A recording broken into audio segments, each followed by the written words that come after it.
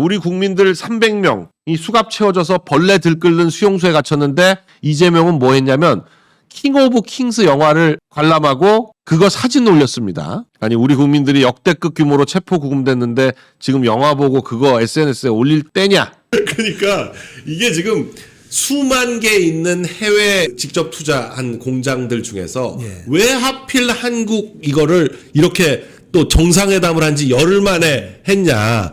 아니, 상식적으로 손님이 왔다 갔는데 세무조사를 한다거나 뭘 한다고 뭐 다 하고 이런 식으로 했다고 쳐보세요. 그러면 그 손님이 개판 치고 갔구나. 이걸 당연히 알 거 아니에요. 상식이죠. 상식인 거죠. 그걸 지금 온 국민들한테 지금 어떻게든지 변명을 하고 거짓말을 하려고 지금 하다 보니까 이게 말이 안 되는 거죠.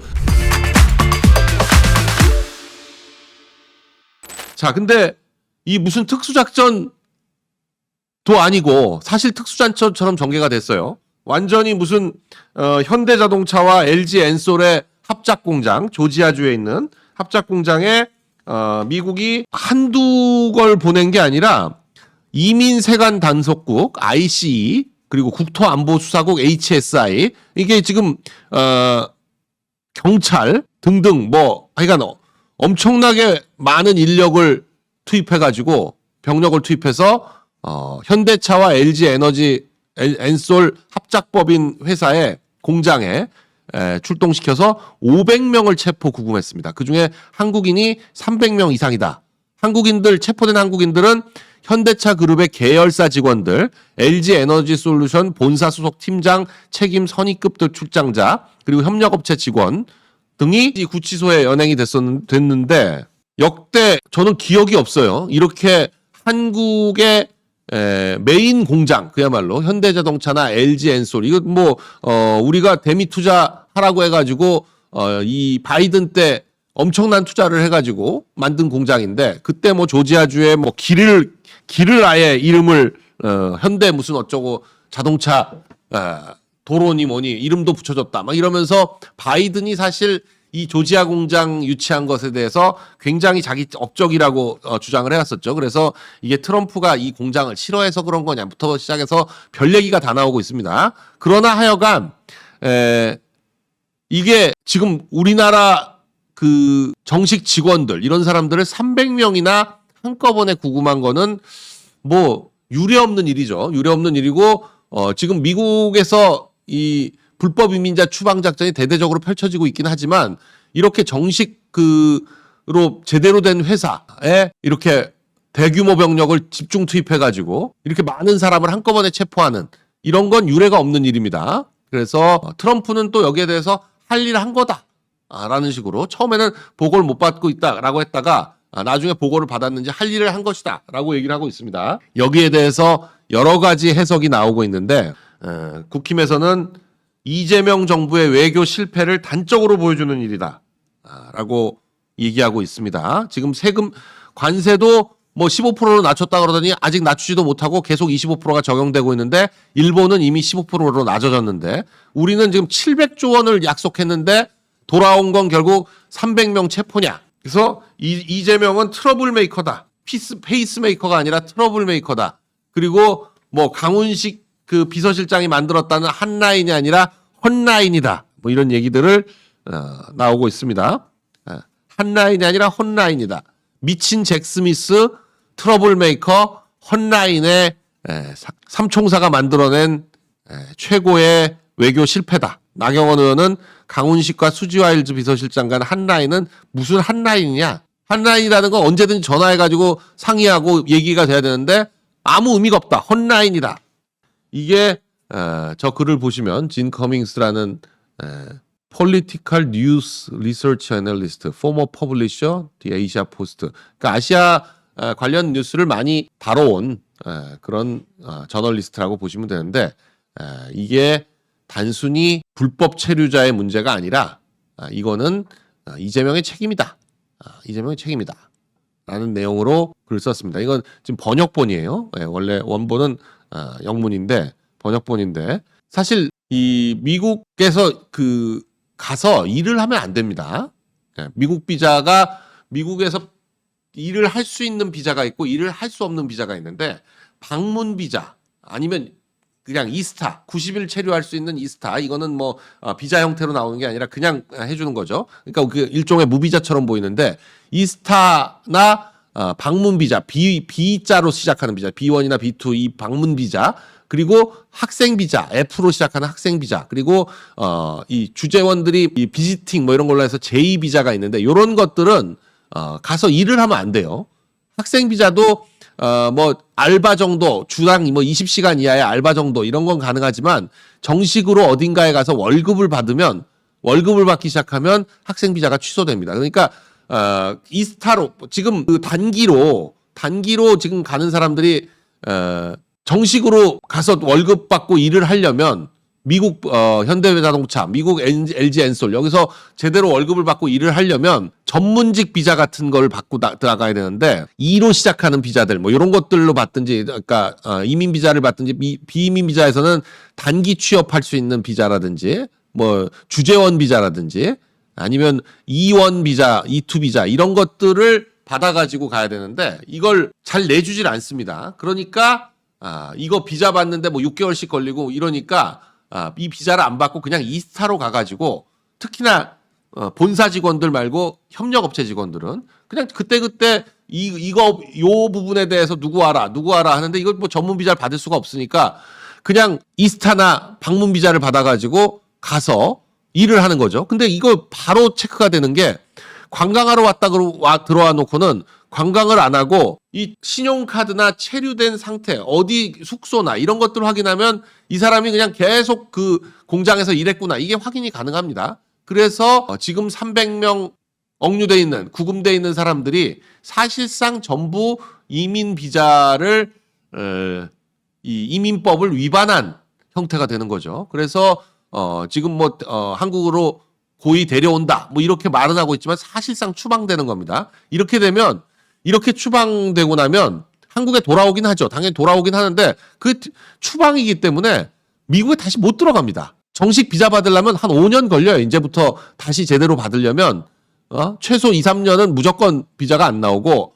제대로 비자 받으려면 한 5년 정도 별 문제 없이 지내다가 신청을 해야 비자가 나올 정도가 됩니다. 그러니까 이게 무슨 뭐 한국인들을 300명을 구금됐던 300명을 다시 뭐 비행기 전세기를 보내서 다시 잘 데려오네 어쩌네 데려오는 게 아니라 추방되는 거예요. 그 사람들은 지금 문제가 다시 미국에 가서 일을 해야 되는데 일을 못하고 그 300명이 괜히 갔어요? 다 뭔가 이유가 있어서 간 거 아니에요. 그 공장에. 근데 그 사람들이 못 가면 제대로 안 돌아가는 거죠. 그런데 이 국힘 장동혁 대표는 제대로 짚었습니다. 이 미군 기지를 압수수색한 것과 한국 직원의 구금과 관련이 없는지를 답해라. 이재명은. 미군 기지 미친 조 스미스가 압수수색한 것 때문에 똑같은 방식으로 미국이 지금 한국 공장들을 압수수색 정도가 아니라 대거 체포하고 10배, 20배로 돌려준 거 아니냐. 지금 그렇게 보이죠? 사실. 아니, 이게 무슨 대규모 단속의 일환으로 일본 공장도 들어가고 한국 공장도 들어가고 멕시코 공장도 들어가고 캐나다 공장도 들어갔으면 말을 안 해요. 근데 수백 개, 수천 개 외국 투자 기업들이 있는데 미국 내에 수천 개가 있을 거 아니에요? 외국에서 투자한 기업들이. 근데 하필이면 딱 한국의 현대자동차와 엔솔 이 공장만 몇백 명의 지금 몇천 명이 투입된 거 아닌가 싶어요. 이렇게 500명을 체포했다는 건 국토안보수사국, 연방수사국, 이민세관 단속국, 경찰 이렇게 해가지고 몇천 명을 투입해서 475명을 체포했다는 건데 이렇게 많은 사람을 체포하려면 적어도 몇천 명이 투입됐다라고 하는 거죠. 그 정도의 대규모 작전을 벌이는 데는 이게 단순한 사건이다? 말이 안 되는 거죠.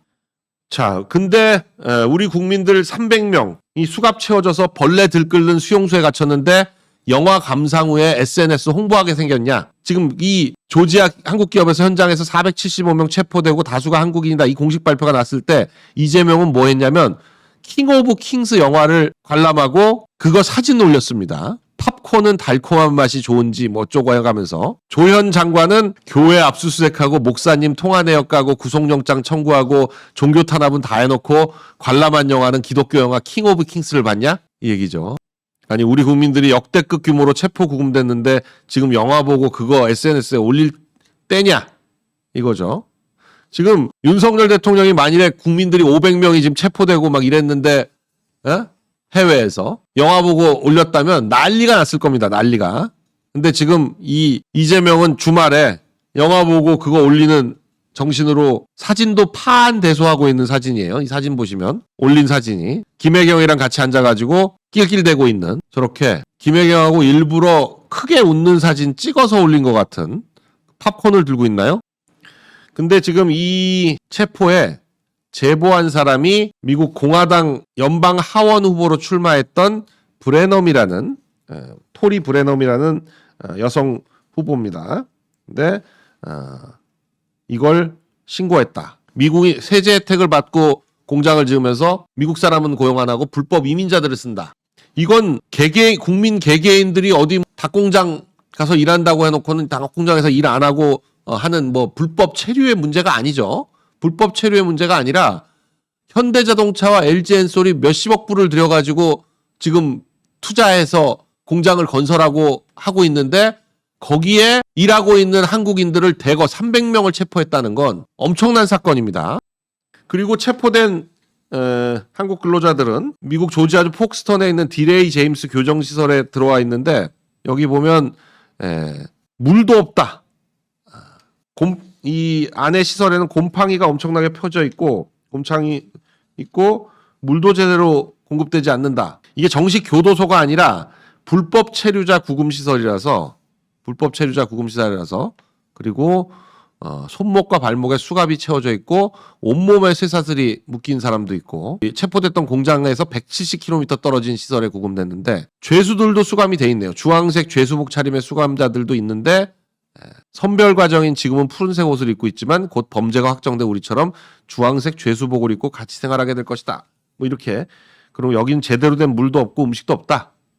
이 시설이 얼마나 열악하냐면 2022년 6월 보고서 보면 찢어진 매트리스, 누수, 고인물, 곰팡이, 낡은 샤워 시설, 환기 시스템에 곰팡이와 잔해, 만연한 벌레, 뜨거운 물도 부족하고 고장난 변기와 냉동고, 따뜻한 식사도 없다. 뭐 이렇게 알려진 정말 열악한 시설입니다. 이 300명 체포된 사람들은 진짜 황당하겠네요. 저도 이런 비슷한 경험을 한 적이 있는데 이 학교 유학 생활을 마치면 옵셔널 프랙티컬 트레이닝이라고 해서 OPT라고 해가지고 그 해당 전공과 유사한 거에서 6개월이나 1년 정도 미국에서 근무하면서 일할 수 있는 그런 게 있습니다. OPT라는 게 나오는데 이 OPT 기간 동안에 이 서류가 지금 굉장히 중요한데 서류를 잘못 붙이거나 빠뜨리고 한국에 갔다 오거나 하면 들어올 때 이게 H1B 그러니까 F1 비자에 따른 F1 비자만 있다고 해가지고 되는 게 아니라 I-2N이라 그래가지고 유학하는 학교 측에서 발급해주는 서류가 있거든요. 그 서류가 붙어 있어야 그 서류에 재학 기간으로 인정이 돼야 학생 비자로 인정이 되는 겁니다. 그러면 근데 이제 학교는 졸업했으니까 I-2N은 끝났죠. I-2N 유효 기간은 끝났는데 옵셔널 프랙티컬 트레이닝 기간이라는 걸 입증하는 서류를 갖고 있어야 되는데 그걸 빼놓고 그냥 왔다 갔다 할 때처럼 F1 비자에다가 그 I-2N만 가지고 있다가 그것도 또 하버드 로스쿨은 보스턴에 있는데 보스턴으로 들어간 게 아니라 LA 공항으로 들어간 거예요, 제가. 그랬다가 거기서 이제 공항 입국장에서 뭐가 이상해. 그래서 너 저기로 가라. 그러면 이제 세컨더리라고 해서 일단 가서 기다리는 거예요. 그러면 옵셔널 프랙티컬 트레이닝 기간이니까 문제가 없기는 한데 일단 세컨더리로 가면 벽에다 세워놓고 몸수색부터 시작해가지고 방에다가 처박아 놓고 많게는 한 24시간까지 그냥 들여다보지도 않고 처박아 놓거든요. 그러면 죽음이죠. 거기 뭐 멕시코 사람들 뭐 이상한 사람들하고 다 같이 있는데 아주 공포의 경험을 하게 되는 겁니다. 이거 어떻게 되는 건가 해가지고 제가 그렇게 해서 한 15시간쯤 LA 공항에 잡혀 있었던 적이 있는데 그러고 나서 결국은 이제 OPT 기간이니까 별 문제가 없으니까 그냥 나가라 그래서 나갔는데 이게 아주 뭐 조금만 서류가 잘못돼도 세컨데리로 딱 가가지고 그렇게 정말 공포의 경험을 하게 되는데 지금 제가 볼 때 이 300명은 그 사흘 동안 엄청난 경험을 할 것 같아요. 저희 뭐 세컨데리 룸 끌려가면 어떻게 된다는 거 요즘 뭐 글 같은데 많이 나오는데, 네. 그러니까 미국 입국할 때 무조건 관광이라고 해야지 조금 있어 보이려고 비즈니스 이렇게 얘기했다가는 큰일 납니다. 비즈니스로 왔다. 뭐 그러면 무슨 비즈니스냐? 그래가지고 아니 방문 비자나 이스타로 들어오면서 비즈니스가 뭐가 있어요? 비즈니스를 하면 안 되는데 근데 관광으로 왔다. 그럼 좀 너무 없어 보니까 꼭 뭐 있어 보이려고 비즈니스라고 얘기를 했다가는 그러면 이제 무슨 비즈니스냐? 너 돈 얼마 가져왔냐? 뭐부터 시작해가지고 몇 가지 질문 당하다가 세컨더리로 갑니다. 그러니까 반드시 트러블, 투어, 저스트 투어 이렇게 말을 하는 것이 비결이다. 그리고 뭐 미국에 누구 아는 사람 있냐? 없다. 그게 제일 낫습니다. 없다. 그래야지 아는 사람 있으면 불법 체류할 가능성이 높아지니까 뭐 그리고 또 꼭 부모님들이 애가 유학하고 있어서 애 만나러 왔다. 뭐 이런 식으로 꼭 얘기를 해요. 애 만나러 왔다. 맞죠? 사실은 그게 목적이긴 한데 그렇게 얘기하면 그 애 때문에 불법 체류하게 되는 거 아닌가요? 의심을 하기 때문에 그게 길어집니다. 그냥 여행 왔다. 이게 제일. 자, 이춘석 이 사람 진짜 골 때립니다. 지금 뭐 민주당에서 탈당해서 무소속 의원이라고 뭐 하고 있지만 사실상 얼마 전까지 몇 주 전까지 민주당 몫으로 법사위원장을 하고 있던 사람이 차명 주식 거래를 한 금액이 지금 10억 원대인데 신고한 재산이 4억 2천만 원. 이 정도예요. 그러니까 재산 신고한 액수보다 2배 이상 되는 돈을 차명으로 주식 거래를 해왔다. 그러면 이 사람 차명 재산이 도대체 얼마 있을지 알 수가 없는 거죠. 아니 신고 재산은 4억 몇천이지만 주식만 차명으로 10억이 넘게 거래한다면 부동산도 차명으로 엄청 가지고 있을 가능성이 높거든요. 사실 주식보다 부동산이 차명으로 소유하기가 훨씬 쉽습니다. 그리고 이거는 수시로 단타 거래했다. 그리고 그걸 왜 차명으로 주식을 그렇게 하느냐. 부정한 돈일 가능성이 높은 거죠. 정치자금법 위반으로 받은 돈일 가능성이 높아서 이건 단순히 차명 거래했다. 이것뿐만이 아니라 금융실명제법 위반이고 자본시장법 위반 뭐 이런 것뿐만 아니라 정치자금법 위반을 집중적으로 수사해야 된다. 그러니까 민주당 의원들이라는 사람들이 얼마나 뒷구멍으로 돈을 많이 해먹는지 이 이춘석을 보면 알 수 있다. 그러고 이제 자기네가 집권했으니까 신경도 안 쓴 거죠. 그냥 뭐 무조건 설마 우리를 누가 건드리려고 하는 검찰 없애버려 이거잖아요. 지금 소년보 목사 지난 겨울 그 전광훈 목사, 소년보 목사 두 분이 사실상 이 정말 지리멸렬한 우파를 다시 일으켜 세우는데 정말 그 엄청난 공헌을 했는데 이분들에 대한 탄압이 지금 계속되고 있습니다. 뭐 전광훈 목사에 대한 탄압은 뭐 어마어마하죠. 뭐 압수수색뿐만 아니라 뭐 어마어마하게 탄압을 하고 있는데 지금 소년보 목사에 대해서도 구속영장이 청구됐는데 이게 얼토당토하나요? 선거법 위반 혐의입니다. 지난 부산 교육감 선거 때 6월 달에 있었던 교육감 선거 때 교회 예배 시간에 정승윤 후보와 대담을 진행하고 그리고 이걸 유튜브에 공개한 행위가 사전선거운동에 해당한다. 이런 거죠. 근데 이 정도를 가지고 구속영장을 청구해요? 이걸 구속영장을 청구할 정도로 센 문제인가? 자, 오늘 여야 지도부와 이재명이 함께 오찬을 하고 그 다음에 장동혁 대표와 30분간 단독 회동을 한다. 주요 민생 문제 전반을 논의하고 한인 구금 사태에 대한 대응 방안도 요구할 거다. 지금 뭐 요구할 게 너무 많죠. 너무 많습니다. 특검의 수사도 중단해라. 네, 하는 것과 그리고 윤석열 대통령 부부 석방해라. 라는 문제부터 여러 가지 선별적으로 요구할 것들이 굉장히 많다. 선제적으로. 네.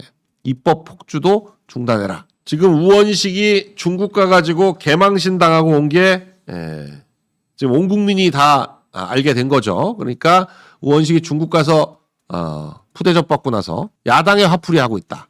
특검 문제에 대해서 송원석 원내대표는 계속 우원식을 물고 늘어지고 있습니다. 특검이 본청 국회의장과 국회 사무총장이 허락하지 않으면 특검 몇 명이 와가지고 국회 방호과 직원들을 뚫고 국회 본청 안으로 들어올 수가 없습니다. 근데 9월 3일 오전까지는 국회 방호과 직원들이 이 압수수색하려고 온 특검 사람들을 막아주고 있었는데 갑자기 오후가 되니까 이걸 확 풀어줘가지고 쳐들어와서 원내대표실을 압수수색하려고 했다는 거죠. 그래서 그러고 그 방어과 직원들이 아예 원내대표실이 어딘지까지 착실하게 안내까지 해줬다. 이건 국회의장이 동의해줬기 때문 아니냐. 뭐 이랬더니 의원식이 압수영장은 승인 대상이 아니다. 라고 얘기하는 거 보니까 동의해준 거죠. 승인 대상이 아니라는 건 난 압수영장 뭐 집행하겠다는데 내가 막을 권한이 없으니까 안 막았다. 이 얘기랑 똑같은 거예요. 그러나 이 국힘 의원들이 다 같이 농성해서 막는 바람에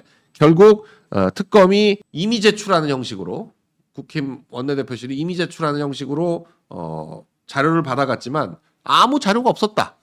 아니 추경호 원내대표가 무슨 이 표결을 방해했다. 이런 혐의를 받는데 그것과 관련해서 몇 시간 만에 이루어진 내용이 무슨 자료가 있을 게 뭐가 있어요. 아무것도 없지 당연히. 근데 그냥 망신 주기 차원에서 가는 거죠. 특검 측에서는 비상계엄과 관련한 키워드를 요청했고 그 해당 기간 중에 수천 건의 자료가 나왔지만 자료를 열어보니 다 비상대책위원회 자료였다. 탄핵과 관련한 키워드 검사하니까 감사원장 탄핵, 탄핵청원 청문회 이렇게 해서 계엄 해제하고는 아무 관계없는 그런 탄핵 얘기만 나왔다. 자, 김어준과 관련해서 이제 민주당 내에서도 견제하려는 얘기들이 나오고 있습니다. 특히 노무현 대통령 사위라고 하는 곽상원 의원은 유튜브 권력이 정치 권력을 휘두르고 있다. 특정인의 생각을 따르는 게 민주적인 결정이냐.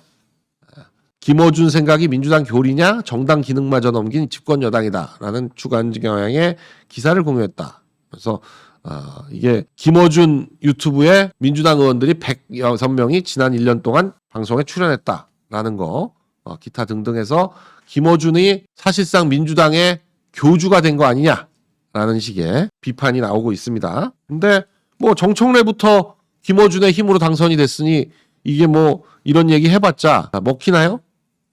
하여간 근데 전혀 김어준에 대한 비판 목소리가 민주당에서 안 나오다가 이제 나오기 시작했다라는 게 의미가 있는 거죠.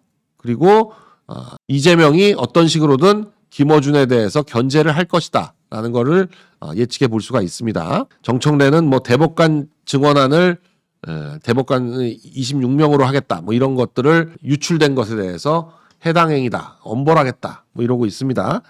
자, 지금 정부 조직 개편안을 지금 동시에 해버려 가지고 여러 가지 뉴스가 겹쳐서 좀 그런데 검찰청이 지금 민주당 주장대로 결국 중수청과 공소청으로 나눠서 중대범죄수사청과 공소청으로 나눠서 중수청은 행안부 산하로 가고 공소청은 그냥 법무부 산하에 있는 그렇게 되면 검사들이 지금 검찰청에 있는 검사들이 어디로 가야 되냐?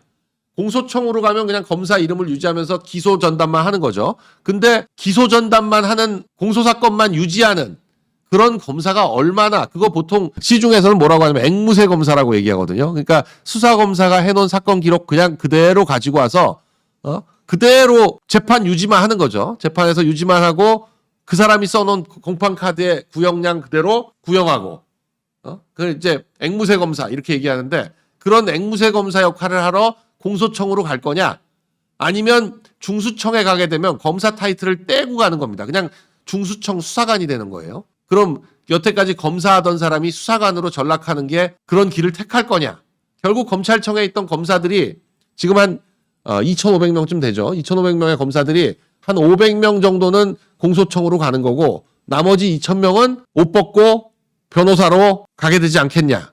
결국 그 중수청도 그렇고 국가수사본부도 그렇고 경찰청도 그렇고 이게 전부 행안부 산하로 하는 건데 3대 수사기관에 그냥 경찰 출신들만 경찰들만 잔뜩 있는 거예요. 과연 제대로 수사가 될 것이냐. 정치사건 뭐 정경유착사건 같은 거악사건들을 제대로 수사할 힘이 있느냐. 이 경찰의 수사력이 왜 문제가 있는 거냐면 경찰은 기본적으로 수사가 목적이 아니라 경찰의 목적은 체포예요. 체포. 도망간 범인들 잡아들이고 요게 그리고 경찰은 치안 기능하고 수사 기능하고 둘로 나눠져 있는데 이 경찰에서 그 고위직들은 수사를 아주 젊었을 때 경감 시절에만 잠깐 하고 그 다음에는 일선 수사를 안 합니다. 안 하고 그냥 관리자 역할만 하게 돼요. 그러니까 경찰서장 하면 형사과장 정도에서 수사 보고를 받고 그냥 수사에 대해서 어떻게 진행해야 되는 지휘 같은 걸 제대로 할 수가 없어요. 경찰이 하는 지휘는 빨리 가서 잡아와 이거지. 어? 그 수사 어떻게 해서 어떻게 해라 이런 거 수사를 안 해봤으니까. 검찰은 뭐 검사 15년 동안 계속 수사를 하다가 부장검사가 되면 그 자기 부에 있는 6, 7명 검사들의 사건을 전부 관리를 하면서 하고 차장검사가 되면 검찰청 내에 있는 모든 사건에 대해서 사건 배당과 뭐 이런 관리와 결재를 전부 합니다. 그러니까 사건 기록을 계속 봐요. 그러면서 뭐 수사 부족한 것에 대해서 계속 부전지 붙여가지고 지시하고 이런 걸 해요. 그렇게 계속 수사를 해야 수사 지휘도 할 수 있는 거지. 수사를 안 하다가 수사를 10년, 15년 처음에 한 5년, 6년 하다가 그 다음에 15년 동안 수사를 안 하던 사람이 갑자기 수사 책임자가 돼. 어떻게 수사를 합니까? 수사를 못 하지. 그래서 경찰의 수사가 제대로 진행이 안 되는 건데 지금 이거 똑같은 형태의 경찰청을 조금 다른 이름으로 2개를 더 만든 거예요. 근데 지금 국힘도 저 안에 대해서 그렇게 뭐 격렬하게 반발을 안 하는 게 어차피 정치인들은 검찰이 없어지면 제일 즐거운 사람들은 고위직 정치인들, 고위직 공무원들, 또 그리고 재벌들, 뭐 이런 사람들, 돈 많은 사람들. 이런 사람들은 이제 기소되거나 뭐 수사되거나 이럴 가능성이 거의 없어지는 겁니다. 일찌감치 변호사 써서 막아버리면 결국 유전 문제, 무전 유죄가 현실화되는 거다. 지금 이제 조용하던 법학자들 또 법조계에서도 이제 공식적으로 이제 반발 목소리가 나와요. 이 검찰청이라는 표현 자체가 헌법에 나오는 건데 이 검찰청을 법률로 바꾼다? 검찰청을 없애고 다른 이름으로 바꾸는 거? 이거 자체가 위헌이다. 개헌하지 않은 상태에서 헌법에 나와 있는 기관을 맘대로 이름도 바꾸고 권한도 변경하는 그런 건 안 된다. 그렇게 따지면 특검이나 공수처는 왜 수사와 기소를 분리를 안 하냐? 똑같은 건데 수사하고 기소를 분리하겠다고 하면서 그걸 공수처나 특검은 왜 수사하고 기소를 한 군데서 하냐? 이 어설프게 지금 검찰청 없애는 법을 했다가 정권 말기에 가면 이제 이것도 지금 1년 유예하겠다는 거 아니에요? 1년 9월 달에 법을 폐지하지만 1년간 유예하면서 좀 다듬어가지고 1년 후부터 시행하겠다 지금 그러고 있는데 그때쯤 돼서 이제 요거 시행되면 바로 헌법재판소에 위헌법률 제청 들어가서 헌법재판소에서 위헌될 가능성이 높습니다. 그래서 물론 이제 또 이재명이 위헌 안 받기 위해서 또 자기 변호인 출신 이런 사람들 또 헌법재판관으로 갖다 박아 넣을 텐데 글쎄 그렇게 하고 하더라도 요 자체에 대해서 위헌성이 너무 심각하기 때문에 지금 이재명의 목표는 검찰도 폐지하는 것도 막상 대통령 돼 보니까 검찰이 필요한데 검찰을 폐지하기보다는 검찰을 이런 식으로 압박해서 자신에 대한 공소를 취소하게 만드는 거. 결국 그건 그럴 것 같아요. 지금 그러면서 일부 의원들 시켜가지고는 또 공소 취소해라. 그 얘기를 하고 있는 거예요. 그러니까 검찰이 공소 취소해주면 검찰청 폐지 없었던 일로 하겠다. 이런 식으로 또 갈 수도 있습니다. 자, 둘로 쪼개진 원전에 대해서 건설은 기후에너지 환경부, 수출은 산업부로 나누겠다. 예산처를 총리실 소속에다 두겠다. 네. 정치권이 예산을 주물르면서 결국 사실 기획예산처, 기재부, 기획재정부에서 예산과 세제와 재정 이렇게 세 가지인데 예산을 통제하는 권한이 사실상 기획재정부에서 하는 아주 큰 일이죠. 국회가 안 그러면 국회 정치인들한테 맡겨놓으면 어차피 자기 돈 아니기 때문에 마음껏 늘리게 돼 있어요. 자기 지역구에 무슨 예산 해가면서 마음껏 늘리게 돼 있는데 이걸 총리실 소속에 두면 이 국회의원들의 지역 예산 이런 어떤 민원을 안 받아줄 수가 있느냐. 결국 이진숙 방통위원장이 밉다 못해 방통위를 아예 없애버렸습니다. 그리고는 방송미디어통신위원회라는 걸 이름을 바꿔가지고 방통위를 폐지하고 새로 만들었어요. 그러면서 이진숙을 자동 면직시키는 사실상 해임하는 기존 방통위 직원들은 그대로 방송미디어위원회로 가는데 방통위원장만 안 가는 거예요. 참. 그러니까 국회를 장악하고 있으니까 마음껏 할 수 있는 190석으로 국회를 장악하다 보니까 마음껏 그야말로 국회의원 됐을 때 보통 얘기를 그렇게 합니다. 이게 뭐 요즘은 좀 안 맞는 얘기기도 하지만 남자를 여자로 여자를 남자로 바꾸는 것만 빼놓고는 다 할 수 있다. 국회의원은. 그렇게 얘기들을 하는데 이 민주당은 지금 진짜로 그러고 있습니다. 주말을 뜨겁게 달궜던 게 또 이 조국 당 내 성비 문제입니다. 결국 전 당직자들, 조국당의 전 당직자가 전부 사퇴하는, 황현선 사무총장, 최강욱 민주당 교육연수원장도 사퇴하는 일이 벌어졌는데, 이게 결국은 누구냐? 이 사퇴를 왜 이 가해자들 이름을 공개 안 하냐 하는 얘기가 있었는데, 조국 형식당에 대해서 이게 고소도 들어갔는데도 경찰이 아무 제대로 수사도 안 하고 그냥 빙빙 돌렸다는 거죠. 5달 동안. 여기에다가 이제 최강욱이 했던 그 강연에서의 말들, 이 막말 언행들 같은 게, 이찍들을 싹 모아서 묻어버려라. 그럼 민주주의가 성공한다. 오히려 야당 쪽에서 이게 극우적 언행이다라고 얘기하고 있는데, 조국당의 성추문은 좌파 정치꾼들의 일상이다라고 하고 있는데, 이게 도대체 왜 이렇게 해결이 안 되고 뭉개져 있었느냐를 보니까 이 가해자가 김보협과 신우석입니다. 김보협과 신우석인데, 김보협이라는 사람과 이 신우석이 또 중요해요. 김보협도 김보협이지만, 김보협은 이제 한겨레 신문 기사 출신이지만, 신우석은 전 조국혁신당 사무부총장이었습니다. 그런데 이 신우석이 무슨 역할을 했던 사람이냐? 문재인 정권에서 행정관을 하면서, 이 사람이 이상직 사건에서 문재인 정부 행정관을 불러다가 증언을 시키려고 했는데, 법정에 불렀는데 전부 증언을 한마디도 안 하고 증언 거부했던 그 행정관이 이 사람입니다. 그게 신우석이에요. 그래서 문재인의 목숨이 신우석 혀끝에 달렸다, 이런 말이 나오는 겁니다. 그러니까 신우석을 건드릴 수가 없고, 워낙 실세이기 때문에, 조국도 그렇고 문재인한테도 그렇고 워낙 실세이기 때문에 이 사람을 건드릴 수가 없어서 이게 이렇게 된 거 아니냐. 심지어는 이 좌파들 사이에서도 이 사건을 김보협 성추행 사건이다, 그리고 신우석 성추행 사건이다, 이렇게 불러야 된다. 자꾸 피해자인 여성들의 이름을 왜 언급하냐. 한겨레에서 청와대 출입기자하다 그 끈을 이용해 정치권으로 간 전 한겨레 기자 김보협 사건으로 불러라. 김보협, 신우석 성비위 사건이다, 이렇게 불러야 되는데, 이 신우석은 문재인의 목숨이 신우석 혀끝에 달려있다. 신우석이 문재인 청와대 시절에 대통령 친인척 관리 업무를 맡았고, 그래서 조국이 민정수석일 때 특별감찰반장이었고, 그러니까 조국과 문재인의 아주 직계라는 거죠. 거기다가 문재인 뇌물수수 재판에서 핵심 증인인데 아직까지 한마디도 안 하고 있는. 그러다 보니까 조국혁신당은 신우석을 보호해 줄 수밖에 없어요. 근데 신우석은 지금 김보협은 제명을 했는데, 신우석은 1년 당원권 정지만 시켰거든요. 이거 만일에 신우석까지 제명해버리면 신우석을 이 보호막이 사라져서 법원 가가지고 떠들어대면 무슨 일이 벌어질지 모른다. 지금 이런 얘기가 나오고 있는 겁니다. 지금 보시면 이 신우석이 누구냐? 2024년 기사지만 검찰이 문재인 전 사위 특혜 채용 의혹 사건에 전 청와대 행정관을 소환했다라고 하는데, 이게 신우석입니다. 이 신모 전 청와대 행정관, 신모 전 청와대 민정비서관실 행정관을 27일에 불러 조사한다라고 하는 그게 신우석입니다.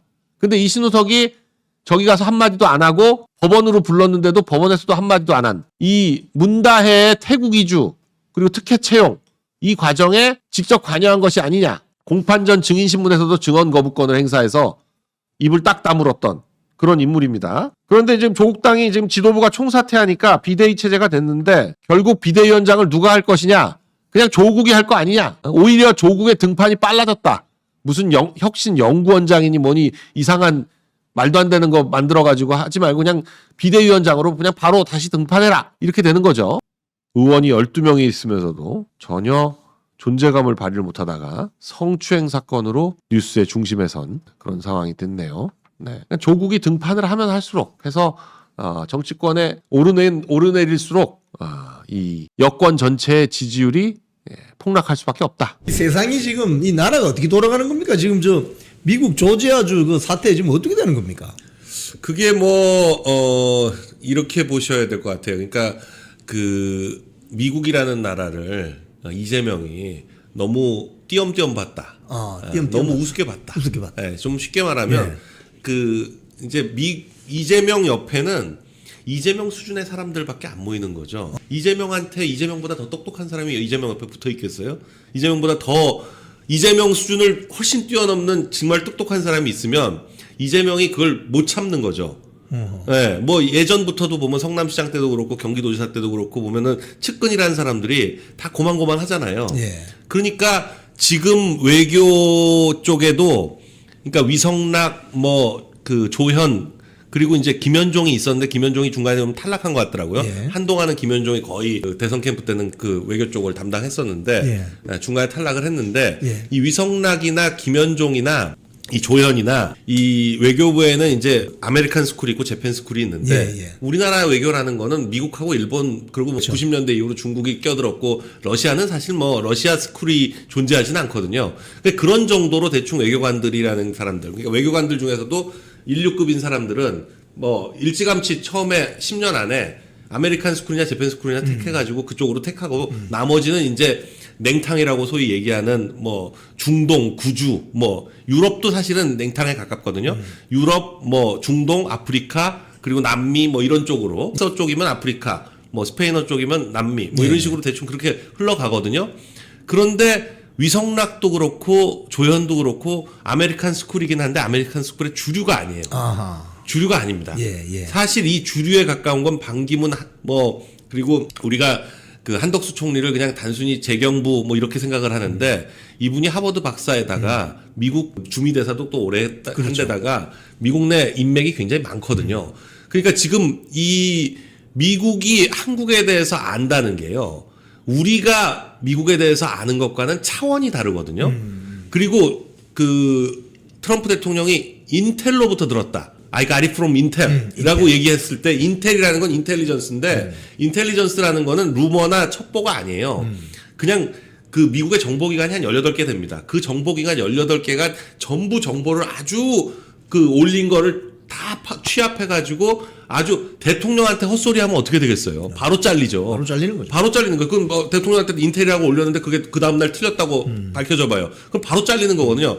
그러니까 그 트럼프가 인텔로부터 들었다 그러는 건 팩트란 얘기인데 그렇죠. 그렇게 얘기한 거를 대놓고 이재명이 그 자리에서 자기가 아이가 아리 프롬 인텔 너네 근데 공군기지하고 그 교회 목사님. 목사님들 그 급습해가 새벽에 급습하고 막 이랬다는데 그거 어떻게 된 거냐 그 공개석상에서 물어봤는데 이재명이 뭐라고 했냐면 자기가 임명하지 않은 국회가 임명한 특검이 자기 통제하에 있지도 않고 그 특검이 그것도 공군이 그러니까 미군이 아니라 한국군만 상대하는 쪽에서 뭘 그 확인 사실관계 팩트 확인을 위해서 했다. 요렇게 거짓말을 했단 말이에요. 다 거짓말이에요. 다 거짓말이죠. 대통령이 임명했잖아요, 특검을. 특검을 대통령이 임명하지. 국회는 뭐. 추천했지. 네, 추천 국회도 추천한 게 아니고 뭐 국힘은 다 빠졌고 조국당이 한 명, 조국당이 최혜병 특검 그렇죠. 추천하고 나머지들은 민주당이 추천한 거잖아요. 그러니까 자기들이 추천한 사람을 대통령이 임명한 특검을 국회가 했다고 그렇게 뻥을 치고 자기 통제하에 있지도 않다고 뻥을 치고 그거부터 거짓말인데다가 아니 미군 기지 오산이라는 데는 이 전체 그러니까 땅을 소유하는 건 뭐 우리나라가 맞지만 소파 협정에 의해서 그 사용권만 있지 소유권은 없거든요. 그러나 그 오산 공군기지 건설 자체를 미군이 했습니다. 그리고 오산 공군기지가 제가 이제 공군에서 있어봤기 때문에 공군 법무관을 했기 때문에 뭐 웬만한 공군기지는 다 가봐가지고 잘 아는데 오산 공군기지가 평택기지 생기기 전에 제일 컸거든요. 그렇죠. 근데 오산 공군기지가 무지 큰 이유는 미군이 거의 대부분을 쓰고 전체 면적의 한 4분의 1 정도를 그 한국 공군이 미국 공군이 다 만들어 놓은 거를 사용해요. 근데 지금 문제가 된 방공사령부는 MCRC라고 하는 방공사령부는 미국 그 같은 건물 내에 미군과 한국군이 같이 씁니다. 같이 쓰죠. 같이 쓰고 있고 지금 그러니까 한국군이 사용하는 2층을 압수수색했다는 건데 한국군이 여기를 혼자 단독으로 쓰는 것도 아니에요. 이 모든 MCRC의 그 기기나 뭐 이런 거는 미군하고 한군이 같이 운용합니다. 그렇죠. 네. 그러니까 이걸 무슨 한국군만 있는 데서 사실 확인을 했다? 그리고 기지 출입할 때 당연히 미군 그 군사령관의 허가가 있어야 돼요. 그렇죠. 근데 그냥 새벽에 들어왔다는 거거든요. 영장 들고. 그냥 쳐들어와가지고 그냥 거기 가서 압수수색을 하고 갔다는 건데 뭐 제대로 나온 것도 없다는 거예요. 뭘 이렇게. 뭐 알아야지 뭐. 예, 그러니까 뭘 어디서부터 어떻게 털어야 될지 모르잖아요. 무기 운영 체제를 뭐 네, 전혀 모르는 사람들이 와가지고 그냥 달라 그러면 주고 무슨 박스에 서류 이렇게 싸놓은 거라고 착각을 한 모양인데 말도 안 되는 짓을 한 거죠. 그야말로 말도 안 되는 짓을 한 겁니다. 그랬는데 걔네들이 하는 거는 저 PC에 예. 이거 꽂아가지고 예. 그거 예, 그래서 그거에 따라서 추출하는 거거든요. 그러니까 예. 그 키워드 넣어가지고 쫙 추출하는 방식으로 하는 건데 여긴 그런 식으로 돼 있는 컴퓨터도 아니에요. 그러니까 그렇게 찾을 수도 없고 말도 안 되는 군용 컴퓨터가 일반 컴퓨터하고 시스템 자체가 완전히 다른데 OS도 다르고 완전히 다릅니다. 근데 거기 와가지고 그런 방식으로 찾으려고 그러니까 이게 찾아져요? 안 찾아지지. 그러니까 말도 안 되는 거고 문서가 무슨 남아 있을 거로 생각했는데 문서도 없고 그러니까 그런 걸 하지도 않았고 그러니까 그 드론과 관련해 가지고 뭐 띄웠느냐 안 띄웠느냐 뭐 어쩌고 뭐 이런 것들 확인했냐 아니냐 이런 거 확인하려고 갔다는 건데 그걸 그런 정도를 확인하기 위해서 미군 기지를 압수수색했다? 전 세계적으로 유례가 없습니다. 그래서 네. 트럼프 대통령이 그 말을 하는 과정에서 자기 와이프의 속옷을 들춰봤던 특검 잭 스미스가 나온 거 아닙니까? 네. 근데 그게 무슨 말인지를 몰라가지고 바보처럼. 네, 잭 스미스가 그 마라라고 리조트에 트럼프가 없는데 새벽에 쳐들어가 가지고 이 멜라니아 앞에 두고 멜라니아의 방을 다 뒤졌다는 거거든요. 그러니까 속옷까지 뒤진 거죠. 그야말로 다 압수수색이라는 게 이제 일단 있는 거 다 터니까 다 꺼내니까 속옷도 나오고 다 나오는 거죠. 그 얘기를 하는 건데 그러니까 그것과 비교를 한다는 것 자체가 그렇죠. 얼마나 미군 기지를 압수수색한 것이 그 미국을 열받게 하는 건지 이걸 모르는 거예요. 그렇죠. 그리고 제가 보니까 그날 그 통역하는 친구가 정확하게 통역을 일부러 안 한 건지. 제가 그때 그 장면을 네. 보니까 통역이 잘 안 돼요. 네, 그러니까 이 친구가 맥락을 모르더라고요. 맥락을 모르더라고요. 그러니까 디레인지드 잭 스미스 자체를 모르더라고요. 디레인지드 잭 스미스라는 말을 하는데 그걸 이해한 건 위성락밖에 없었어요. 그러니까 잭 스미스가 누군지를 모르니까 잭 스미스가 누군지 모르는데 디레인지드 잭 스미스가 무슨 말인지 알게 뭐예요. 그 부분을 제대로 해석을 못하고 그러니까 이게 어떤 맥락에서 그 말이 나왔는지도 모르는데 그냥 그 자리에서 늘 그렇듯이 이재명 그 순간만 보면 하려고 뻥을 친 거예요. 그렇죠. 그랬다가 본회의담에 가가지고 지금 흘러나오는 얘기들이 어디까지 뭐 정확한지는 모르겠는데 대충 그 본회의담에서 무슨 얘기했는지가 지금 우리가 제일 궁금한 거 아닙니까? 궁금하죠. 제일 궁금한 건데 근데 잘 안 됐을 거라고는 당연히 예상하는 게 트럼프가 배웅을 안 나왔잖아요. 무슨 이상한 모니카 뭐라고 하는 그 백악관 의전장 그 여자 금발 여자가 나와가지고 그냥 대충 이렇게 인사하고 보냈는데 아주 이례적인 일이거든요. 거의 대부분의 사람들을 그 얘기가 잘 되면 당연히 배웅 나와서 우리가 손님이 와도 아니 그 엘리베이터 앞까지 나온 정도거든요. 그게 문 앞까지 그냥 나온 정도인데 그 정도도 안 하고 야 가 그러고 내보낸 거는 거의 하노이 회담 때 그 박차고 나가는 거 수준으로 어제 네. 보니까 조현 외교장관이 이제 그제네요. 그 국회 외통위에 나와서 한 말이 나쁜 합의안보다는 없는 합의안이 낫다. 이런 이야기한 거죠. 그러니까 거기 들어가서 우리가 유추할 수 있는 것은 거기 들어가서 이재명 트럼프와의 합의 또는 컨센서스가 없는 거죠. 합의가 안 된 거죠. 안 된 거죠. 합의가 안 됐는데 지금 그 트럼프가 얘기한 건 대충 4가지라고 지금 얘기가 나와요. 일단 7월 30일에 구윤철이 스코틀랜드까지 쫓아가가지고 그렇죠. 약속했던 건 3,500 플러스 1,000이에요. 네. 3,500억 달러는 현금성 투자. 그리고 1,000억 불은 이제 LNG 수입. 예. 요건데 3,500억 달러 현금성 투자에 대해서 구체적인 일정을 제시해봐라. 언제까지 어떻게 하겠다는 건지 적어도 하여간 3,500불이 큰 돈이니까 트럼프 임기 내에 뭐 첫 해에는 얼마, 둘째 해는 얼마 이런 정도 타임테이블을 기대하고 얘기를 했는데 이재명이 뭐라고 했냐면 3,500억 불은 대출 내지는 보증을 거의 대부분 포함한 거기 때문에 그렇게 현금성으로라고 확답할 수도 없고 일정도 얘기할 수 없다. 이런 정도로 얘기를 했다는 거예요. 그러니까 트럼프가 생각할 때 빡치는 거잖아요. 그렇죠. 3,500불 약속해서 만나줬는데 만나면 사실상 그때 얘기할 때는 만나면 좀 또 추가로 뭘 할 수 있다. 이런 정도 얘기를 하고 그래서 만났더니 말을 확 바꿔. 거기다가 두 번째가 그 교회하고 공공기지 압수수색 문제에 대해서 다시 한번 얘기했는데 그것도 또 교회 압수수색 그러니까 교회 탄압에 대해서 아무 얘기도 못 했다는 거예요. 안 했다는 거예요. 그렇죠. 교회 탄압을 안 하겠다는 얘기도 안 했다는 거고 그리고 중국이나 북한과의 관계에서 어떻게 할 거냐 요거 명확하게 밝혀라. 근데 그것도 또 제대로 안 하고 베이징 네. 천안문에 올라가고 그리고 이제 정치적 탄압, 펄지 얘기한 거. 그러니까, 그게 내란 특검 이제 그만하고 윤 대통령 부부 석방해라. 요런 정도의 얘기일 것 같은데. 그러니까, 그 부분에 대해서도 명확한 답을 안 하고. 근데 지금 그 네 가지에 대해서 단순히 뭐 아닌 정도가 아니라 완전히 지금 회담 끝나고 돌아온 지 지금 열흘인데 열흘 만에 다 뒤집고 있잖아요. 일단 뭐 중국 전승절에 우원식이 갔죠. 네. 그리고 교회는 지금 그 김장한 목사님은 또 소환을 해놨고 손원부 목사님은 구속을 했잖아요. 이거 두 개도 황당한데 거기에다가 뭐 3,500억 불 이 얘기는 지금 뭐 전혀 안 나오고 있고 그러니까 아무것도 된 게 없는 거예요. 25% 관세는 계속 유지되고 있고 지금. 그런데 이제 처음에 말씀드렸던 것처럼 미국은 200여 개국을 상대하는 나라고 그 200여 개국을 100여 년 동안 상대해온 패권국으로서 이 어떤 그 말을 안 듣는 나라를 제재하는 방법이 몇백 가지입니다. 몇백 가지. 이 레벨에 따라서 몇백 가지를 가지고 있고 그러니까 우리가 전혀 상상할 수 없는 다양한 방식으로 그 제재를 하는 데다가 소위 말하는 파이브 아이즈라는 그 정보 동맹이 있잖아요. 영미권 국가 5개국, 영국하고 영국하고 캐나다하고 호주하고 뉴질랜드, 미국 요 5개 나라가 전 세계의 모든 유무선 통신을 도감청한다는 거거든요. 그렇죠. 그러니까 우리나라에서 일어나는 모든 유무선 통신을 다 도감청합니다. 그리고 필요하면 그냥 그 CIA든지 뭐든지 다 CIA, FBI가 다 서울에 지부가 있는데 등장해서 이제 밴 같은 거 가지고 와서 서초동이라든지 아니면 뭐 그 정부종합청사라든지 이런 데 앞에 가가지고 대화하는 거. 우리 이렇게 대화하는 것도 저 유리창에 다 떨리잖아요. 그렇죠. 그거 잡아가지고 다 한다는 거 아닙니까?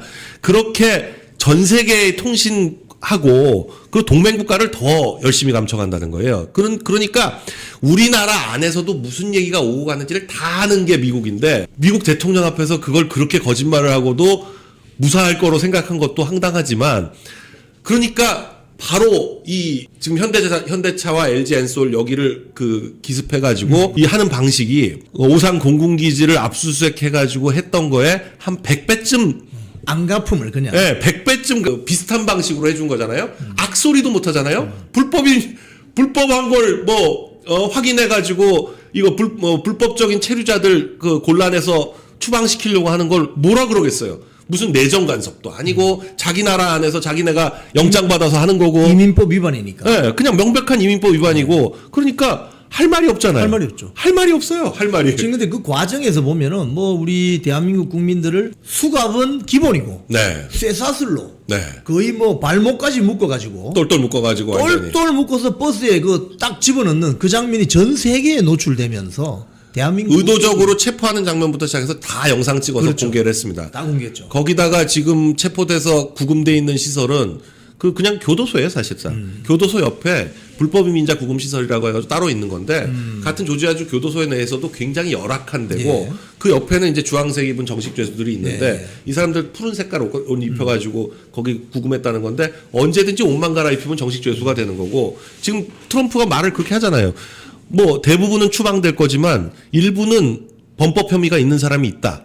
근데 저는 그걸 좀 주목하고 싶은 게 여기 지금 여러 기관이 동원됐습니다. 500명을 체포하려면 적어도 그 4배는 동원이 돼야 돼요. 한 2,000명 이상 수천 명의 인원이 이 체포에 동원이 된 것 같은데, 그러니까 뭐 경찰이나 주방위군은 기본이고, 그 원래는 이제 IC라고 불법 이민 단속하는 거기하고 HIS인가요? 그 국토안보수사국이라는 데가 이게 기본인데 여기에 의외의 곳이 두 군데가 들어있는데 FBI하고 DEA가 들어있습니다. FBI는 뭐 연방수사국이고 DEA는 마약 단속국인데 마약 단속국이 왜 이걸 같이 했나? 좀 이상하거든요. 좀 이상하고 500명 가까이가 체포가 됐는데 300명이 한국인이라 그러고요. 그럼 175명은 도대체 어느 나라 사람이냐? 이것도 좀 애매한 데다가 그 지금 흘러나오는 얘기는 현대차 직원들은 별로 없고 거의 없고 LG 엔솔 직원들이 대부분 체포됐다 이렇게 얘기를 하는데 LG 엔솔이나 LG가 미국 쪽에서 볼 때는 약간 친중 기업으로 분류하잖아요. 화웨이를 쓰니까. 네, 화웨이에다가 그 LG U+가 뭐 이렇게 하여간 그것 때문에 계속 논란이 있는데도 불구하고 LG가 계속 화웨이나 중국과의 관계를 끊지 않고 있는 데다가 LG 엔솔은 중국에 있는 배터리 공장이 미국에 있는 것보다 더 큽니다. 그러니까 LG 엔솔이 중국 공장에 채용하고 있는 중국인들이 이 지금 미국 공장 건설하는데 안 갔으리란 법이 없어요. 동원이 됐을 수 있겠네요. 네, 당연히 동원됐을 것 같아요. 여기서 해외에서 배터리 공장을 건설해 본 경험이 있는 중국인들이 같이 가서 거기서 했을 가능성이 굉장히 높고 그러니까 이 체포된 사람들 중에 중국 사람은 몇 명인지 그리고 저는 그것도 의문인 게 300명이나 한국 사람이 구금이 됐으면 그 흔한 메이저 언론들이 올드 미디어들이 그런 거 잘하잖아요. 왜 가족들 인터뷰. 어? 아니 300명이나 여기서 체포가 돼가지고 지금 6일째 지금 거기서 그러고 물도 제대로 안 나오는 데서 그러고 잡혀 있는데 쇠사슬에 묶여가지고 가족들이 막 이렇게 뭐 울면서 하는 인터뷰 이거 왜 안 하죠? 그러니까 도대체 이게 그 평상시 미디어들이 했던 행태와 너무 다르게 행동하고 이 사람들이 하는 얘기가 너무 거짓말이 많고 일단 자진 입국은 무슨 자진 출국은 무슨 자진 출국이에요. 저쪽에서 디포테이션이라고 하는데 강제 추방이죠. 네, 그냥 두 가지 중에 선택하라 그랬다는 거 아니에요. 네. 지금 나오는 얘기가 그냥 정식으로 하면 2달에서 4달 동안 걸리는 재판을 해가지고 추방을 당할 거고 그러면 이제 추방을 안 당할 거면 뭐 재판을 계속하면 안 당할 수 있죠. 보통 디포테이션 재판은 길게 걸리면 2년이고 뭐 5년까지도 끌 수 있거든요. 3심까지 가고 막 그러면. 그래서 보통 이제 디포테이션 재판 걸리면 오히려 오래 버틸 수 있다 이렇게 하고 일단 구금 상태에서 풀려나고 재판을 오래 가는 건데 그렇게 하든지 아니면 그냥 추방 당해가지고 가든지 대신 5년 재입국 금지. 그렇죠. 예, 그렇게 둘 중에 하나 선택해라 그랬는데 일단 뭐 우리 국민을 구출해 온다는 말도 안 되는 얘기를 하면서 아니 자진 출국이면 기한 줘가지고 열흘이든 일주일이든 줘가지고 그 안에 적당히 민항 비행기 아무거나 타고 오는 거지 전세기를 왜 띄웁니까? 그 전세기도 지금 마치 정부가 띄우는 것처럼 얘기하는데 지금 보니까 회사에서 띄운다는 거거든요. 그러니까 지금 다 거짓말이야, 다 거짓말. 그러니까 지금 이게 지난번 관세 협상 처음 이제 막 진행이 될 때 정책실장 김용범이가 네. 뭐 그게 뭐 90% 수익이 미국으로 가는 게 아니고요. 재투자입니다. 네. 뭐 이런 식으로 이제 거짓말. 네. 그리고 뭐 쌀은 포함되어 있지 않습니다 했는데 캐롤라인 레빗 백악관 대변인이 쌀이 있다고 네. 얘기한 또 거짓말. 이번에 그 강훈식 비서실장도 보니까 방금 말씀하신 것처럼 한 라인을 만들었다. 한 라인을 만든 수지 와일스가 그렇게 한간 사람이에요. 전세기를 띄워서 우리 선량한 우리 국민을 구출해 오겠다. 뭐 네. 예를 들면 이런 뉘앙스의 석방이라는 말을 쓰는데 석방이라는 게 죄를 안 지은 사람을 불어나는 게 속박. 그게 석방인데 지금 이건 미국 이민법을 위반한 거 아닙니까? 아니 핵심은 뭐냐면 추방당해서 재입국이 되냐 안 되냐 이게 핵심입니다. 지금 그 사람들이 공장을 건설하고 있잖아요. 예. 공장을 건설하다 쫓겨났는데 이 사람들이 다시 못 들어가면 이 공장 누가 건설합니까? 아니 지금 투자는 다 해놨는데 공장 건설 못하고 올스톱하고 그냥 몇 달 흘러요? 몇 년 흘러? 새로 그러면 누구를 가르쳐서 보내요? 제일 필요한 사람을 보냈을 거 아니에요. 그렇죠. 거기다 500명 가까이가 한국 사람 300명 가까이가 공장 건설에 제일 필요한 사람들이 가 있을 텐데 그 사람들이 다 쫓겨나면 누굴 대신 보내냐고요. 어제 그 보도 보니까 네. 건물 그 공장 건물 외관은 거의 한 90% 네. 정도 완공이 되었고 안에 들어가 있는 뭐 인테리어 이런 거 있지 않습니까? 그게 한 50%밖에 안 된다는 거예요. 아니 그러니까 지금 미국 그 근로자를 쓰기가 굉장히 어려운 게 뭐냐면 조지아주에 클린룸이 어떻게 작동하는지를 이해하는 근로자도 거의 없다는 거예요. 조지아주가 그 시골이잖아요. 네, 그러니까요. 거기 그 아틀란타 말고 나머진 다 시골인데 여기는 진짜 시골이거든요. 진짜 시골에다가 하니까 거기서 환영하고 좋아했던 건데 대신 문제는 그런 우수한 인력들, 그러니까 어느 정도 제조업하려면 그래도 어느 정도의 기반이 있어야 되는데 그런 인력들을 구할 수가 없어가지고 그리고 그 사람들을 그럼 어떻게 교육을 시켜가지고 하겠냐 이거죠. 그러니까 초반에는 공장 건설하고 처음에 초반 1, 2년 돌릴 때까지는 한국에서 사람이 가야 되는 거예요. 그거 하던 사람들이.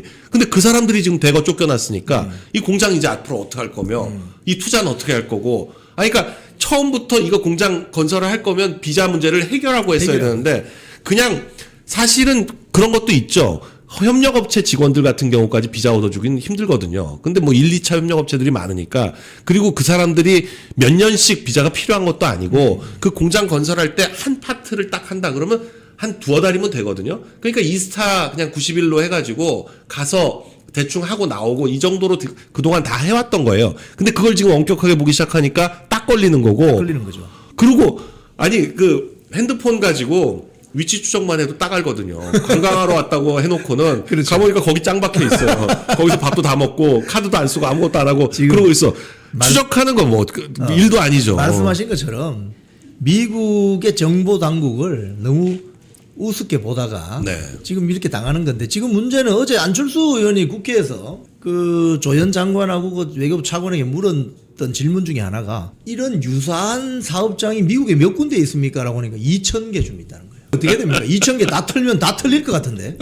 아니 근데 그 우리나라가 2,000개쯤면 전 세계적으로 따지면 영국이나 프랑스나 일본이나 뭐 다 중국이나 미국 내 공장이 있어 멕시코, 캐나다뿐만 아니라 뭐 엄청나게 공장이 많을 거 아니에요. 근데 그 많은 나라 중에 사실 냉정하게 말하면 멕시코가 불법 체류자를 더 많이 쓰겠어요? 우리가 더 많이 쓰겠어요? 그러니까 이게 지금 수만 개 있는 해외 직접 투자한 공장들 중에서 예. 왜 하필 한국 이거를 이렇게 또 정상회담을 한 지 열흘 만에 했냐. 아니, 상식적으로 손님이 왔다 갔는데 열흘 만에 거기를 털어가지고 세무조사를 한다거나 뭘 한다고 뭐 다 하고 이런 식으로 했다고 쳐보세요. 그러면 그 손님이 개판 치고 갔구나. 이걸 당연히 알 거 아니에요. 상식이죠. 상식인 거죠. 이 사람이 얼마나 기분 나쁘게 했으면 여길 가가지고 개판을 치겠습니까? 근데 이거 지금 그걸 지금 온 국민들한테 지금 어떻게든지 변명을 하고 거짓말을 하려고 지금 하다 보니까 이게 말이 안 되는 거죠. 아니 그런데 또 이재명도 웃긴 게 아니 그 난리가 났는데 그 무슨 보육원 애들하고 같이 킹 오브 킹스 영화를 보고 킹 오브 킹스를 보고 있어요. 아니 목사님들 탄압한다고 해가지고 지금 난리인데 그런데 그 킹 오브 킹스는 예수생애 그린 애니메이션이거든요. 참. 그걸 보고 있다는 것 아니 자체가 이렇게 되면 강훈식 비서실장이 초반에 뭐 이야기했던 것처럼 10일 날 전세기 띄워서 다 모시고 온다. 이거 불가능한 거 아닙니까? 10일 내일이거든요. 네, 아니 지금 아직 그거 확정 안 됐습니다. 어떻게 할지도 확정 안 됐고, 그건 다 그것부터 거짓말이죠. 날짜부터 거짓말이고, 뭐 아니 그러니까 관세 지금 25% 지금 계속되고 있는데 협상 다 끝났다 그랬잖아요. 뭐가 끝난 거예요? 아무것도 안 됐잖아요. 아직 시작도 못 한 거예요. 지금 미국의 가령 현대자동차를 팔려면 25% 관세를 물리는 거 아닙니까? 네, 지금 물고 있다는 거 아니에요. 일본 토요타는 결국 15%로 가는 거 아닙니까? 그게 근데 그 2달 전까지만 해도요. 예. 그러니까 8월 전이죠. 아니 7월 전이죠. 그 2달 전까지만 하더라도 우리는 0%였고요. 그렇죠. 예. 일본은 2.5%였습니다. 그렇죠. 네, 그 2.5% 차이가 꽤 크거든요. 그 2.5%로 해서 우리가 그래도 도요타, 혼다하고 경쟁을 했던 건데 지금 그게 15%와 25%가 됐고 그럼 10%가 우리가 더 비싸다는 건데 상식적으로 아니 지금 그렇게 되면 이제 우리가 일본 차보다 싸긴 힘들거든요. 그러니까 같은 값이나 비싸지는 건데 상식적으로 미국 소비자가 그 일본 차하고 한국 차가 있는데 한국 차가 더 비싸면 한국 차를 사겠습니까? 렉서스 타지 제네시스 안 타겠죠. 이런 지금 이게 사실은 이게 민주당 정권 세력이 보면 이게 돌아서면 거짓말 이게 너무 상습적인 것 같은데 네. 이게 지금 언론들도 굉장히 문제입니다. 제대로 알리지도 않고 입을 닫고 있고 근데 징벌적 손배제 때린다고 하는데 또 여기에 대해서도 크게 네. 이견을 내지 않고 지금 이렇게 가는데 지금 민주당 같은 경우 지금 뭐 이런 것도 문제지만은 정부 조직 개편안 이런 것도 보면은 괘씸죄 걸린 부처들은 다 지금 날려버리는 거 아닙니까? 사실 지금 정부 조직 개편안이 나온 것들을 한 부처 한 부처씩 따져봐도 예. 굉장히 따질 게 많은 주제거든요. 예. 근데 그거를 그냥 일요일 저녁에 한꺼번에 와장창 발표하고 끝내버렸어요. 그러니까 단순히 뭐 검찰청 뭐 이것뿐만이 아니라 예, 예. 기재부도 지금 이거 어마어마한 일을 한 겁니다. 사실은 국가 전체적으로 놓고 보면 검찰청 폐지하는 거는 사실은 그렇게 큰 문제라고 할 수 없는데 예산권하고 예산 금융을 지금 완전히 자기들 마음대로 갖다 찢어 붙였거든요. 그러니까 예산 편성에 있어서 그동안 이제 민주당이 그 가졌던 불만을 완전히 여기다가 지금 엎어버린 거예요. 예산권을 총리실로 가져온 건데. 그렇죠.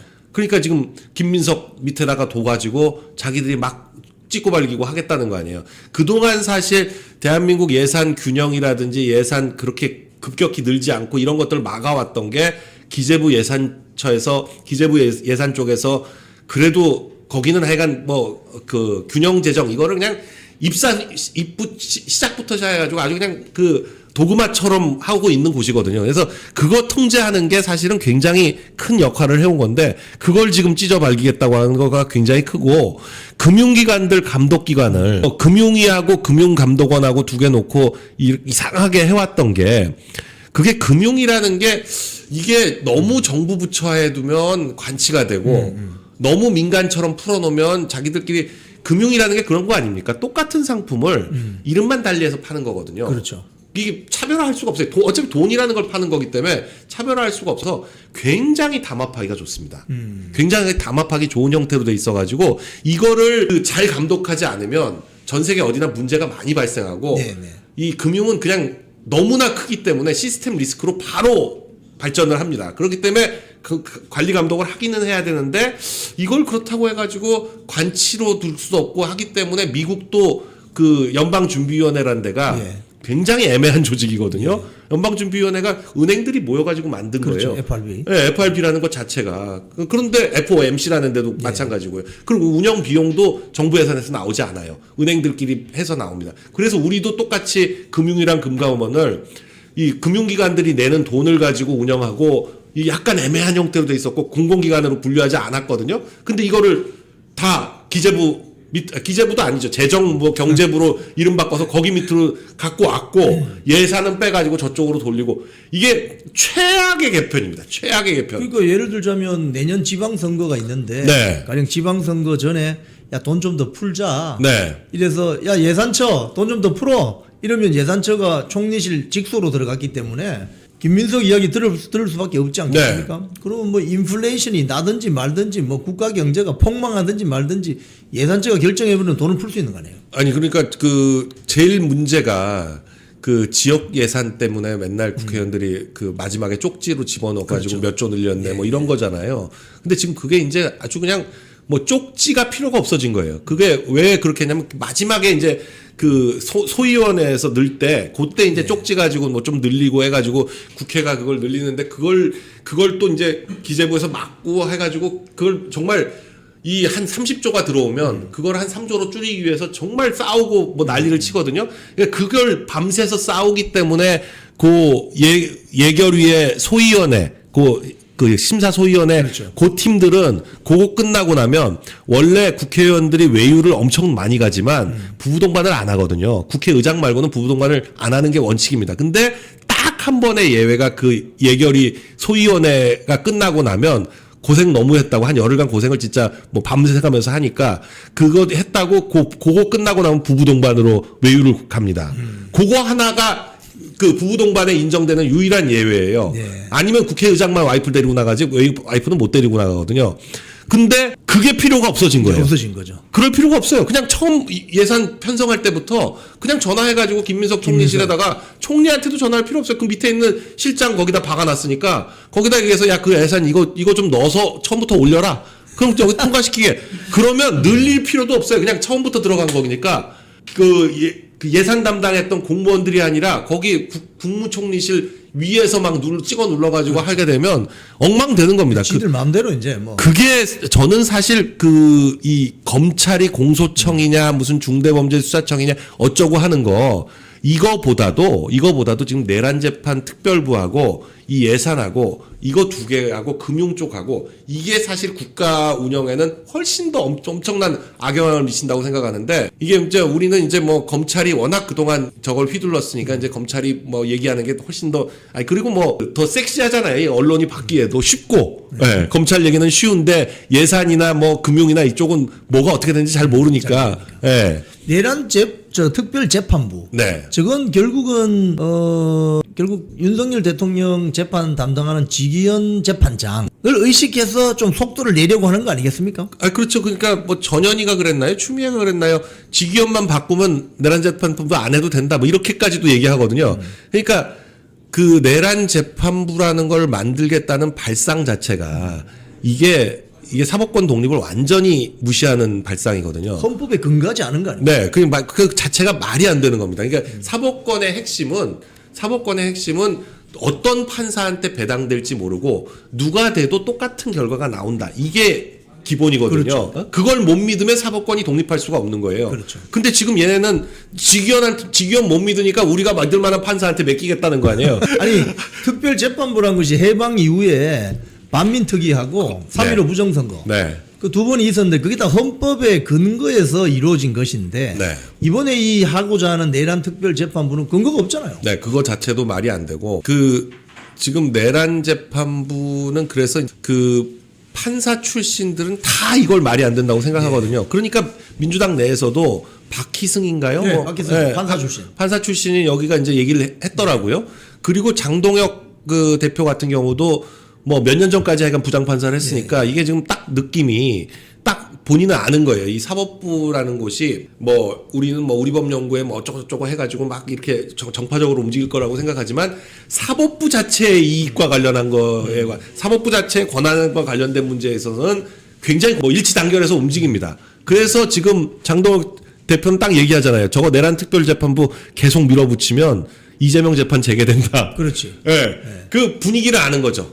그게 이제 어떤 그 컨센서스인 거예요. 그래서 사법부에. 뭐 천대엽 법원행정청처장도 나와서 뭐 그런 소리를 하는 건데 지금 이게 결국은 지기현 부장판사의 멘트는 연말까지 네. 심리를 다 끝내겠다. 네. 이렇게 이제 입장을 밝힌 것인데 내란 특별재판부를 만들면 이게 이제 그 타이밍 그죠? 그러니까 타이밍. 약간 이제 그쪽에서도 생각을 하는 거죠. 내란 특별재판부 이제 설치해가지고 만들고 하면은 오히려 내란 재판이 늘어지는 그렇죠. 거 아니에요.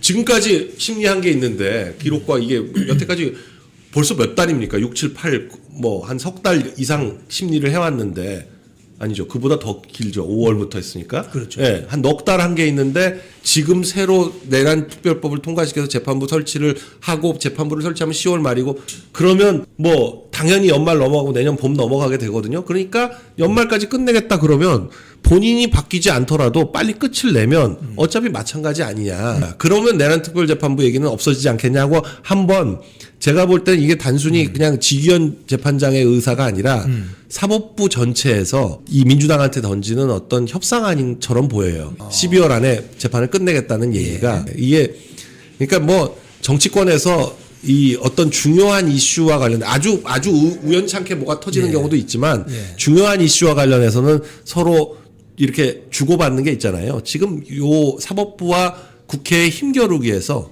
나온 사법부 쪽의 협상안처럼 보이는데 자, 그러면 앞으로 크게 보면은 전국이 이제 뭐 정기국회가 들어갔지만 이제 곧 10월 달 되면 국감도 있을 터이고 9월, 10월 이제 국감 시즌이고 또 관세 협상 이건 어떻게 타결될지 알 수가 없고 네.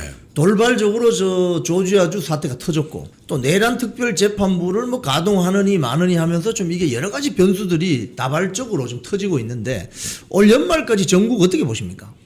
일단 에이펙이 중요한데 지금 트럼프가 에이펙에 참석하겠다 안 하겠다 아직 확답을 안 했거든요. 예. 이재명은 뭐 가가지고 뭐 오시라고 했는데 확답을 안 했는데 어저께인가 그저께인가 뭐 기자들과 이 얘기하다가 에이펙에 내가 가게 되면 굉장히 재밌는 일이 벌어질 거다라고 얘기를 했거든요. 이게 진짜 트럼프는 예고를 하면 예고한 대로 뭔가 하는 사람이라서 그 재밌는 일이 도대체 뭘지 뭐 일단 뭐 상상해 볼 수 있는 게 여러 가지 있지만 하여간 그 10월에 에이펙 때 어떤 이벤트가 벌어질 건지 그리고 이재명은 지금 유엔에 가서 뭐 연설하겠다 생각하는데 사실 이재명은 그럴만해요. 유엔 연설이 대단해 보이겠죠. 이렇게 대단해 보이는데 한 번만 가면 두 번 안 가거든요, 다들. 왜 가서 보면 사람들이 없어. 사람도 없고 뭐 유엔에 온다 그러면 내가 이렇게 유엔에 쫙 가면 뭔가 이렇게 환영 인파가 막 나와가지고 이승만 대통령 옛날 뉴욕 뭐 했던 것처럼 막 이렇게 뭐 꽃가루고 날리고 뭐 이렇게 해가지고 하고 뭐 미국 언론에서 총 집합해서 막 이렇게 해가지고 차차차 해서 할 줄 아는데 그냥 한 20명, 30명 앉아 있는 거 앞에서 혼자 한 30분 떠들다가 그냥 나오는 거예요. 그렇죠. 아무것도 아닙니다. 문재인 때도 그랬잖아요. 네, 아무것도 아니에요. 정말 거기를 가보면 정말 아무것도. 제가 그 유엔 그 고 총회에서 그 자리에 앉아 있어 봤거든요. 국회의원 할 때 한번 가가지고 그걸 봤었는데 정말 이게 내가 생각했던 유엔인가? 그런 생각이 들어요. 그리고 미국은 유엔을 그렇게 대단한 기구로 생각하지 않거든. 않죠. 특히 트럼프 행정부는. 그리고 유엔이라는 것 자체가 그냥 수많은 국제기구 중에 하나로 생각하지. 우리는 유엔 아래에 수많은 국제기구가 있다고 생각을 하는데 미국은 그냥 유엔을 다른 국제기구들과 똑같이 WTO나 뭐 WHO나 UN이나 그게 그거다라고 생각을 하고 오히려 뭐 유엔은 그냥 좀 거추장스러운 기구고 뭐 WH는 중국의 영향력을 너무 많이 받았고 뭐 이런 식으로 이게 WTO가 어떻고 뭐 이런 식으로 이제 분류를 해놓은 게 있어요. 해놓고 있는데 근데 이제 유엔이 그나마 좀 그 대우를 받는 건 본부가 제네바하고 뉴욕에 있기 때문에 제네바 그러니까 유럽 본부는 제네바에 있고 이제 세계 본부는 뉴욕에 있는데 트루만이 그 뉴욕의 상당한 그 큰 지역을 유엔한테 빌려준 거. 그거 덕분에 전 세계 모든 외교관들이 뉴욕을 가고 싶어 하거든요. 그러니까 뉴욕에서 근무하는 것 때문에 우수 외교관들이 유엔에 모인다는 거. 그게 이제 유엔의 장점이긴 하지만 유엔 자체가 무슨 힘이 있습니까? 지금 반기문 사무총장은 우리가 알았지만 지금 유엔 사무총장은 누구예요? 저 이름 몰라요. 반기문 전에 있던 유엔 사무총장 누구예요? 모르잖아요. 알 수가 없죠. 그래서 연말까지 지금 보면 뭐 여권 지역 내에서도 정청래를 중심으로 한 강경파 또는 그 강경파에 대항하는 또 다른 목소리. 네. 그리고 이재명조차도 지금 이제 대통령이 되었기 때문에 대통령 되는 순간 그때부터는 계속 이제 내리막가는 거 아닌가? 힘이 빠지는 거죠. 근데 이제 얼마나 빨리 빠지냐 안 빠지냐 이 차이인데. 이런 과정에 이제 관세 협상 네. 뭐 이런 사건들이 지금 터져 있는데 지금 여권의 강경파들은 연말까지는 특검 전국으로 지금 끌고 가겠다는 거 아니겠습니까? 아니 정청래는 지방선거까지 그걸로 가고 싶어 하는 그죠. 거죠. 그렇게 해가지고 내란당의 이 이미지를 씌워가지고 선거를 치르겠다 이건데 이게 문제는 그게 의도하지 않았는데 그렇게 마치 흘러간 것처럼 돼야 되는데 너무 예측 가능했기 때문에 너무 표가 나요. 네, 너무 그렇기 때문에 이게 안 먹힙니다. 네. 그게 결국은 그 정치인들 사이에서 이렇게 찍고 까부는 게 중요한 게 아니라 국민들이 생각할 때 아, 이게 내란이 너무 심각하고 이걸 해결하기 위해서 정말 내란 특검이 너무 열심히 일을 하고 있고 뭐 얘네가 해가지고 너무 새로운 게 막 나오고 이래야 되는데 나오는 게 없잖아요. 뭐 그림이라고 찾아냈더니 가짜야. 이완 그림, 아니, 말이 안 되죠. 이완 그림 1억 3천에 살 수가 있습니까? 아무리 대만 경매지만 대만 경매에서 3천만 원에 샀다는 게 말이 돼요? 그 자체가 가짜예요. 얘네들이 미술품의 가격을 모르니까 그거 가지고 떠들고 있는데 이완 그림을 1억 3천에 사가지고 줬다는 순간 가짜고 아니 명백하게 반클리프 앞에 목걸이가 실물하고 다른데 진짜하고 다른 걸 사진이 다르잖아요. 네, 사진으로 봐도 알 정도인데 그걸 가지고 이게 뇌물이었다. 아니 가짜로 뇌물하는 사람이 있어요? 그게 뇌물이 됩니까? 아니 가짜의 가격이 있어요? 가짜인데? 모든 게 지금 돌아가는 걸 보면 돌아서면 거짓말이고 다 거짓말이 다 가짜예요. 거짓말. 네. 예.